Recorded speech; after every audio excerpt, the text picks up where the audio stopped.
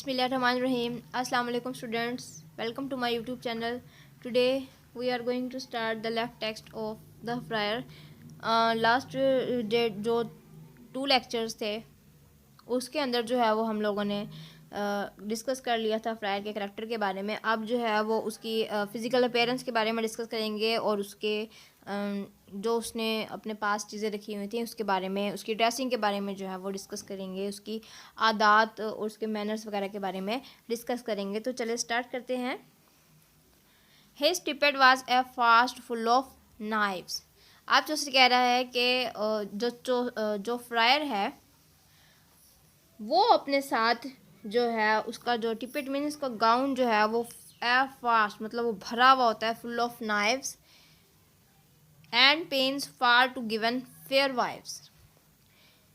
Pins होती हैं जो औरतें अपने बालों में लगाने के लिए यूज़ करती हैं, पिन, कैचर, सुइयाँ वगैरह जो होती हैं वाइफ्स को यंग वुमेन को जो लगाती हैं अपने बालों में, उनको एज अ गिफ्ट के तौर पर पेश करने के लिए इसने अपने गाउन में बहुत सारी ऐसी चीज़ें जो हैं वो रखी हुई हैं। अब ये गदागर है, ये फ्रायर है, इसको क्या ज़रूरत है कि ये अपने पास जो है वो औरतों को बालों को संवारने वाली चीज़ों को रखे। तो इन लाइंस के अंदर जो है वो चूसर ने शदीद किस्म की स्टायर यूज़ की हुई है। And certainly he had a merry note, और उसकी आवाज़ जो है वो बहुत ज़्यादा स्वीट है। आप कह लें कि सुरीली उसकी आवाज़ है, बहुत ज़्यादा उसकी आवाज़ में रस भरा हुआ है। Well could he sing and playing on a rote. अब वो जानता है कि किस तरीके से रोट मीन्स वायलिन बजाना है, किस तरीके से गाना गाना है और लेडीज़ को इम्प्रेस करना है। ऑफ वेडिंग्स, अब शादी के बारे में बात की जा रही है। ही बोर अटरली द प्रेयर्स। अब जैसे ही शादियाँ होती हैं तो जाहिर है गाने बजाने होते हैं। तो इन गाने बजानों के अंदर जो है वो चौसर बता रहा है कि ये फ्रायर जो है वो कभी हार के नहीं आया है, ये फ्रायर जो है वो हमेशा प्राइज़ लेकर आता है, जीत कर आता है। His neck was white as is the flower de lys. ऐसा उसकी नेक जो है वो इस तरीके से वाइट है। इस लाइन के अंदर जो है वो चौसर ने सिमिली यूज़ की है। आप देखें एज वर्ड जो है वो यूज़ किया हुआ है। Means his neck was as white as a lily flowers, this being a mark of sexual perversion. इसकी जो गर्दन है ये सफ़ेद है। अब ये बहुत ही इम्पोर्टेंट लाइन है कि इसकी नेक जो है वो वाइट कलर की क्यों है। तो इसकी वजह ये इसलिए है क्योंकि ये सेक्स की तरफ जो है वो ज़्यादा मीन्स इसके पास इसका जो सेक्स इंक्लिनेशन है बहुत ज़्यादा स्ट्रॉन्ग है। ये इंसान जो है वो सेक्स के मामले में बहुत ज़्यादा स्ट्रॉन्ग है। ये मतलब सेक्स के अलावा किसी चीज़ में इतना माहिर नहीं होगा जितना जो है वो सेक्स के मामले में जो है वो स्ट्रॉन्ग होगा। तो इसकी वाइट नेक होना जो है वो इसी चीज़ की इलामत है। Thereto he strong was a champion. Means आप जो से कह रहा है कि मुझे ऐसा लगता है कि ये इस मामले में जो है वो इतना स्ट्रॉन्ग चैम्पियन है। He knew the taverns well in every town. अब लाइन नंबर 240 के अंदर टैवर्न्स कहते हैं शराब खानों को। चौसर जो है वो कह रहे हैं कि फ्रायर जो है वो जानता है हर टाउन के शराब खानों को अच्छे तरीके से जानता है। And every hosteller and tapster. Hostler means के जो शराब खानों के ओनर होते हैं उनको अच्छे से जानता है, और उस शराब खानों में जो काम करने वाली औरतें होती हैं उनको भी अच्छे से ये जानता है।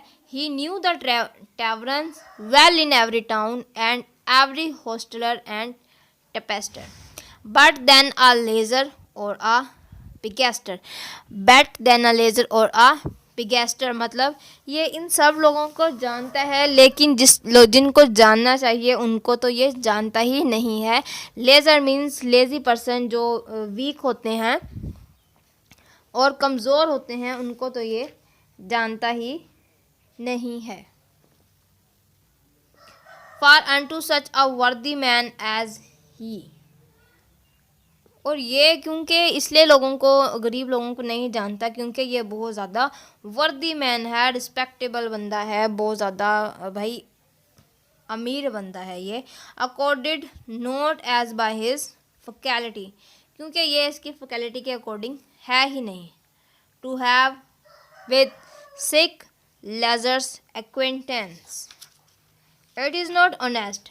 अब दूसरे कहते हैं कि इसको ज़रूरत ही नहीं है कि वो सिख लोगों के साथ रहे, उनके हालात को जाने, या उस इलाके के बैगर्स या फिर कमज़ोर लोगों को, बीमार लोगों को, बूढ़े लोगों को जाने। इट इज़ नॉट ऑनेस्ट, ये ठीक नहीं है। It may not advance for to dealen with no such पुराल।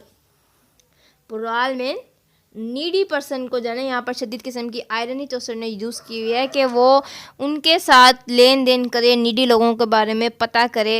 ये तो इसके काम ही नहीं है, ये तो सिर्फ उन लोगों को जानता है, इसकी वाक़ियत सिर्फ उन लोगों के साथ है जो उसको इकोनॉमिकली जो है वो फ़ायदा दें, जो उसके लिए बेनिफिशियल हो। बस उन लोगों के साथ को जो है ये उन लोगों के साथ ताल्लुकात बनाने में या फिर उनके साथ रहने में जो है ये बहुत ज़्यादा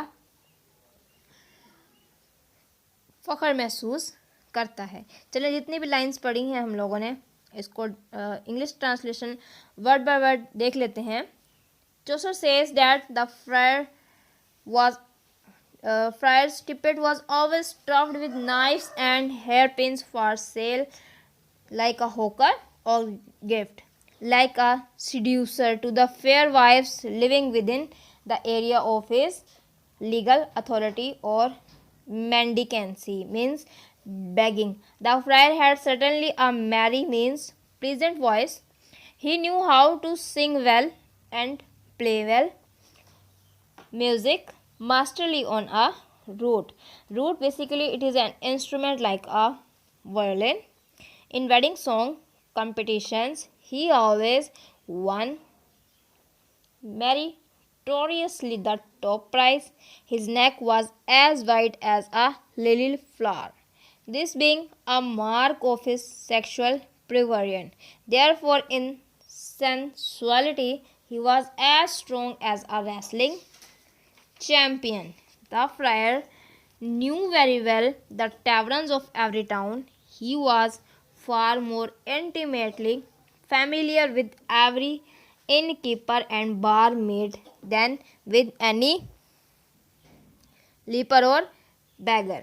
To such a worthy man as this friar, it did not accord or agree with reasonability by virtue of his ecclesiastical of church status to have any acquaintance with any leper or beggar. It is not honest to compel a begging friar to mix with the beggars, as it may not let him economically advance. Instead of growing familiarity with the underprivileged and the diseased, the friar should develop his public relations with the affluent, means rich people, like the well-to-do sellers of food provisions.